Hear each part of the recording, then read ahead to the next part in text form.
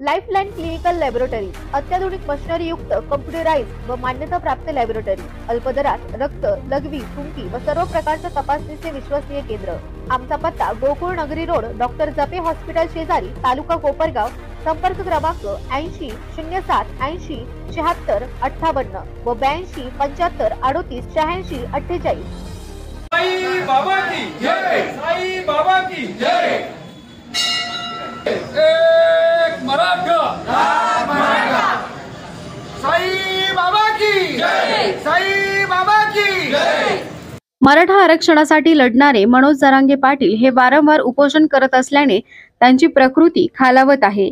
मनोज जरांगे पाटील यांची प्रकृती बरी व्हावी, त्यांच्या उत्तम आरोग्यासाठी कोपरगाव सकल मराठा समाजाच्या वतीने कोपरगाव शहरातील श्री साई तपोभूमी येथील साई मंदिरात महाआरती करण्यात येऊन जरांगे पाटील यांचे आरोग्य उत्तम राहावे व ते लवकरात लवकर बरे व्हावे यासाठी सकल मराठा समाजाच्या वतीने साई चरणी प्रार्थना करण्यात येऊन साकडे घालण्यात आले आहे।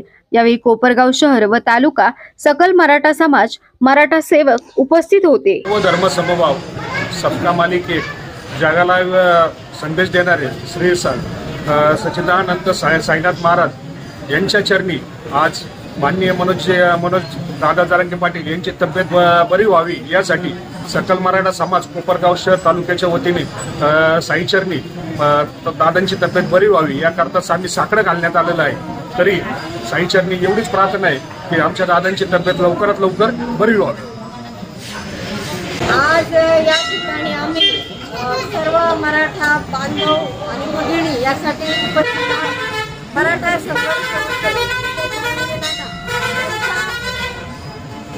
प्रकृतीसाठी त्यांची चांगली व्हावी यासाठी आज आम्ही साईबाबांच्या साकडं घालत आहोत। आज आम्ही बघतो की आजपर्यंत आमच्या मराठा समाजाला जरांगे दादांसाठी कोणी वाली नव्हते आणि समाजाच्या उद्धारासाठी, समाजाच्या न्याय हक्कासाठी कोणी लढायला तयार नव्हते। परंतु आज आपण बघतो की शारीरिक परिस्थिती इतकी हालाकीची असताना, जरांगे दादांची आर्थिक परिस्थिती इतकी हालाकीची असताना आज आम्हा मराठ्यांच्या लेकरा बाळासाठी जीवाचं रान आज अनेक महिन्यांपासून आमचे बंधू जरांगे दादा हे करत आहेत। आज आपण बघतो की अनेक मराठी राजकीय पुढारी आहेत, परंतु ते आपल्या स्वार्थासाठी, आपल्या मतांच्या राजकारणासाठी समाजामध्ये इतरांचं दानून सांगण करताना आपल्याला दिसत आहेत व मराठा समाजासाठी आज ते पुढे येत नाहीये। व आमचा जो मराठा संघर्ष होता, आमचे दादा आहेत जरांगे भाऊ यांच्या पाठीशी ते उभे राहायला तयार नाही, तरी आमचा हा मराठ्यांचा ठाण्यावाग हरत नाहीये आणि पुन्हा त्यांनी यावेळेस उपोषण केलेले आणि त्या दरम्यान त्यांची प्रकृती अतिशय खालावलेली आहे।